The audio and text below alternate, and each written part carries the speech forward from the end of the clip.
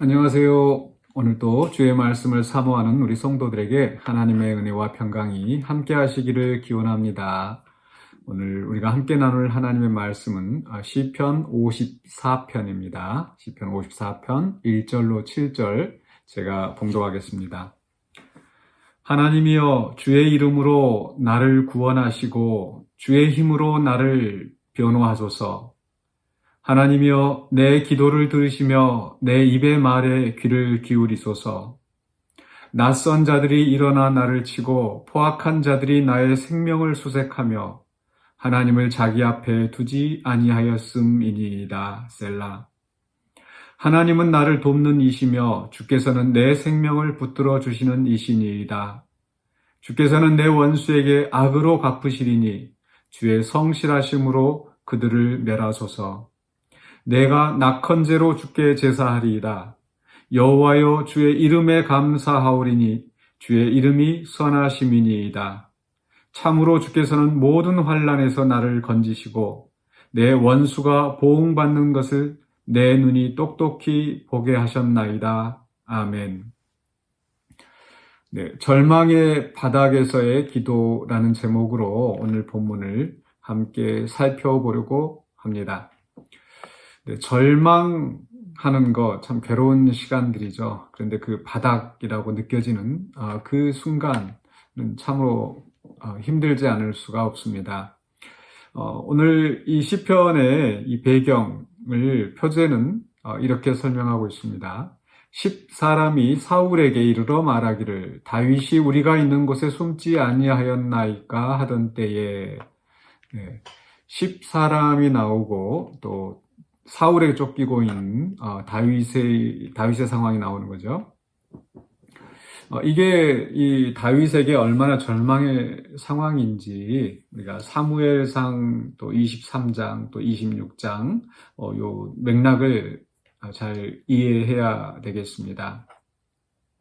네, 이 10사람이 나오는데 이 다윗은 이제 사울에게 쫓겨서 이 아히멜렉 제사장에게 도망갔다가 거기서 또 그일라라는 곳에 가는데 사울이 계속 쫓아오죠. 그래서 그일라 사람들이 자기들에게도 해가 미칠까 두려워서 또 이제 다윗을 붙잡으려고 하는 그런 상황이 되는데 또 하나님께서 이제 다윗을 피하게 하셨습니다.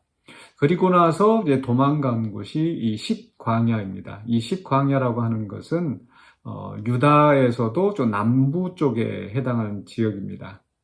그러니까 지금 사울이 있는 곳은 이제 기브아인데요.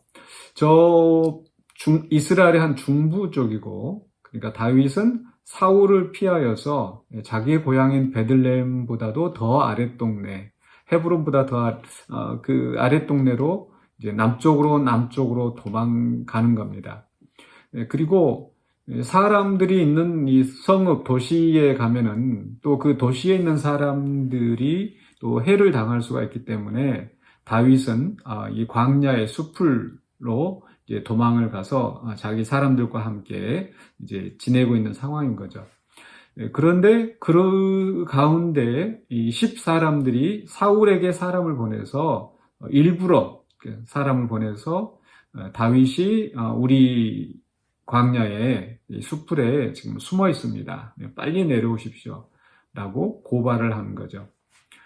그러니까 다윗의 입장에서는 지금 사울을 피해서 멀리 남쪽으로 내려왔고, 사실 이 남쪽의 그 10사람들은 유다에 속한 지형이기 때문에 자기 지파, 자기와 같은 이제 친족에 해당하는 사람들인 겁니다. 근데 그 사람들조차도 자기를 숨겨주지 않고, 또 다윗은 일부러 그 10사람들에게 피해가 가지 않도록 광야의 숲풀에 숨어 있는데도 그들은 사울에게 잘 보이려고 이 다윗을 팔아넘기려고 하는 겁니다. 23장에서는 다윗이 그 숨어 있을 때에 사울이 그렇게 잡으러 왔다가 블레셋이 쳐들어왔다는 소식을 듣고 사울이 다시 올라갑니다. 그래서 살아남았는데 문제가 없었는데 26장에 가서 다시 또 10사람이 다윗을 사울에게 이제 고발하는 거죠. 그래서 이번에는 또 사울이 또 많은 군사를 거느리고 와서 또 위협을 합니다. 물론 그때 다윗은 사울을 죽일 수 있는 기회가 있었지만 또 죽이지 않았던 그런 기사가 나오는데, 그 다음에 26장에서 이런 일이 벌어지고 나서 27장에 가면은 다윗이 이제 내가 여기 있다가는 결국에는 사울에게 잡혀 죽을 것이다. 그러니까 차라리 블레셋으로 가자라고 블레셋으로 갑니다. 그러니까 지금 이 상황은 이 다윗으로서는 이 십광야가 이곳이 이스라엘 땅에 거주하는 마지막 그 보루였다라는 거죠. 그러니까 거기마저도 그 사람들이 다윗을 보호해주지 않고 오히려 사울에게 고발하는 이 상황은 다윗으로서는 절망의 바닥이다. 왜냐하면은 내가 이스라엘 땅에 있으면은 결국 이 친족들도 나를 팔아넘기는 이 판국의 이 마당에 내가 이스라엘에서는 더 이상 살 수가 없다라고 하는 그런 절망의 바닥인 거죠. 그리고 나서 이제 블레셋으로 결국은 도망갈 수밖에 없었던 겁니다. 이런 이 절망의 바닥 속에서 바로 지은 시가 이 시편 54편이라는 겁니다. 그래서 우리는 이 시편 54편을 통해서 이 절망의 바닥에 있을 때 정말 앞뒤가 꽉 막혀서 어떻게 할 수 없는 그런 처지에서 우리는 어떻게 해야 되는가, 그런 교훈을 이 시를 통해서 배울 수가 있습니다. 첫 번째로 그러한 때에 다윗은 기도를 합니다. 1절과 2절에서 다윗의 기도가 나옵니다. 1절에 보시면 하나님이여 주의 이름으로 나를 구원하시고 주의 힘으로 나를 변호하소서. 이 시편의 또 하나의 특징은 바로 이 주의 이름이 두드러지고 있다는 건데요. 바로 주의 이름으로 나를 구원하소서. 하나님의 능력, 하나님의 권능으로. 그리고 6절에서는 주의 이름에 감사하오리니 주의 이름이 선하심이니이다. 그래서 주의 이름으로 구원해 주시기를, 또 주의 이름으로 나를 살려주실 것을 기도하는 겁니다. 2절에서는 하나님이여 내 기도를 들으시며 내 입에 말을 기울이소서. 계속해서 하나님을 향하여 호소합니다. 우리는 이 절망의 바닥 속에서 하나님을 향하여 하나님께 나아가 기도할 수 있다는 것을 기억하시기 바랍니다. 주님의 이름으로, 즉 주님께서 당신의 이름, 당신의 영광을 위하여서 우리를 구원해 주실 것이기 때문에 우리는 주님 앞에 기도할 수 있다는 것. 그래서 주님을 부르고 주의 이름 앞에 호소하는 우리가 되어야 되겠습니다. 3절은 바로 낯선 자들이 일어나 나를 치고 포악한 자들이 나의 생명을 수색하며 하나님을 자기 앞에 두지 아니하였음이니이다. 이 지금 다윗이 겪고 있는, 이 시편 기자가 당하고 있는 그런 어려운 상황을 하나님 앞에 호소합니다. 낯선 자들이라고 하고 있지만은 그들은 사실 이 10사람들은 다윗의 친족들, 유다 지파 동족들이라고 그랬었죠. 아주 가까운. 그런데 그들은 낯선 자처럼 행동합니다. 더군다나 그들은 또한 하나님을 자기 앞에 두지 아니하는다. 즉 하나님이 없는 것처럼 하나님의 의지, 하나님의 뜻과 상관없이 그들은 다윗을 지금 죽이려고 하고 있습니다. 다윗은 하나님 앞에 기름 부음을 받고 하나님이 세우신 종이죠. 그런 다윗인데도 이 10사람들은 하나님을 자기 앞에 두지 않기 때문에, 즉 하나님이 무슨 생각을 하시는지, 하나님이 원하시는 것이 무엇인지 아무런 상관이 없습니다. 그들은 오직 인간의 눈에 보이는 현실적인 그런 정치 권력에 빌붙어서 자기들의 이익을 얻기 위해서 다윗을 팔아넘기려고 하고 있는 겁니다. 그런 속에서 다윗은 하나님 앞에 기도했습니다. 그리고 나서 이제 4절과 5절에서는 확신하고 있는 다윗을 볼 수가 있습니다. 첫 번째로 우리 기도할 수 있습니다. 두 번째로 확신입니다.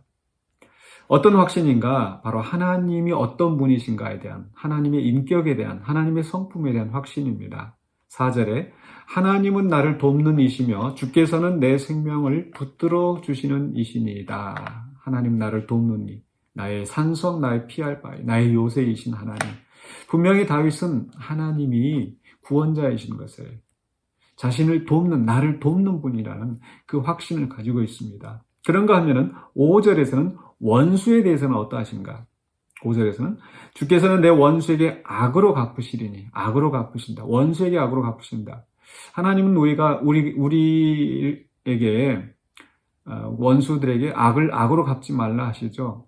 그런데 여기에서 다윗은 하나님 앞에 원수에게 악으로 갚으시리라, 여기서 이 악은 도덕적인 악이 아닙니다. 도덕적으로 악한 일을 해서 원수에게 갚아달라는 것은 당연히 아니겠죠. 그걸 우리가 더 알 수 있는 것은 5절 후반부에 주의 성실하심으로 그들을 멸하소서. 즉 하나님이 공의로운 심판에 의하여서 그 재난을 또 그에 합당한 그 악한 일들이 도덕적인 악이 아니라 심판에 나오는 그런 재난을 말씀하는 겁니다. 즉 이 다윗은 여기에서 마치 보복을 하나님 앞에 구하는 것 같지만 단순한 그 감정적인 보복이 아니라 하나님의 성실하심에서 나오는 하나님의 공의로운 심판을 간구하는 거죠. 확신하는 겁니다.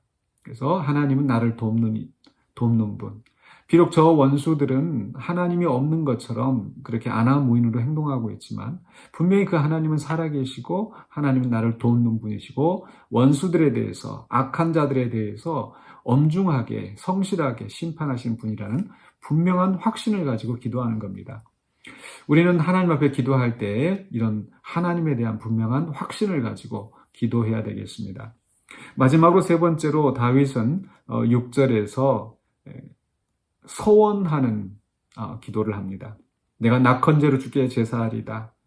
여호와여 주의 이름에 감사하오리니 주의 이름이 선하심이니이다. 미래를 바라보면서 자칫 우리가 하나님이 구원하시고 난 다음에 하나님의 구원을 겪고 난 다음에 하나님을 잊어버릴 때가 있습니다. 사사시대의 이스라엘이 그러했었죠. 그러나 다윗은 하나님 정말 나를 구해주시면 내가 낙헌제로 하나님 앞에 제사하겠습니다. 주의 이름 앞에 감사하겠습니다. 선하신 주의 이름을 찬양하겠습니다. 라고 이제 분명한 헌신을 다짐하고 있는 겁니다. 즉 우리는 하나님 앞에 기도할 수 있습니다. 기도해야 합니다. 또 기도할 때 우리는 확신을 가져야 됩니다. 그리고 구원 이후에 우리는 하나님 앞에 헌신하는 하나님과의 관계를 잃지 않는 그런 각오를 해야 합니다. 그리고 나서 마지막에 7절에서는 참으로 주께서는 모든 환난에서 나를 건지시고 내 원수가 보응받는 것을 내 눈이 똑똑히 보게 하셨나이다. 네, 아직 일어나지 않았지만 다윗은 분명한 믿음으로 이 선언을 하고 있습니다. 그래서 선언적 찬양이라고 또 이야기를 합니다. 다윗은 분명히 하나님께서 구원해 주실 것을 믿고 하나님 앞에 이런 찬양을 먼저 감사를 하고 있는 거죠. 오늘 말씀 속에서 우리는 이 절망의 바닥 속에서 다윗이 어떻게 했는지, 다윗은 주의 이름 앞에 기도했습니다. 그리고 주님이 어떤 분이신지 나를 돕느니 원수들에게서는 엄중한 정의로운 심판을 행하시는 분, 그리고 하나님 앞에 내가 헌신하며 하나님께 제사하며 섬기며 살 것을 각오하고 다짐하면서 이 절망의 바닥 속에서 하나님 앞에 기도했습니다. 우리의 삶 속에서 정말 어떤 때는 너무 힘들고 어려울 때 기도조차 하기 싫은, 기도조차 하기 어려운 그런 상황이 올 수도 있습니다. 그러나 우리의 소망은 오직 하나님이십니다. 주의 이름으로 구원하여 주시기를 기도하면서 또 절망의 바닥을 이겨내시는 우리 모든 성도님들이 되시기를 주님의 이름으로 축원합니다. 기도하겠습니다. 사랑해 주님 감사합니다. 또 다윗이 겪었던 고난의 순간들을 생각하면서 우리도 하나님 앞에 기도하며 또 확신 가운데 믿음으로 주의 구원을 바라보면서 우리가 나아갈 수 있는 신앙인이 되기를 원합니다. 주여 우리의 약한 믿음을 기억하여 주시고 항상 주의 성령으로 우리의 마음을 붙잡아 주시고 항상 기도하는 가운데 어려움을 이겨내고 승리하는 주님의 뜻을 따라 순종하는 우리 모두가 되게 하여 주시옵소서. 예수 그리스도 이름으로 기도하옵나이다. 아멘.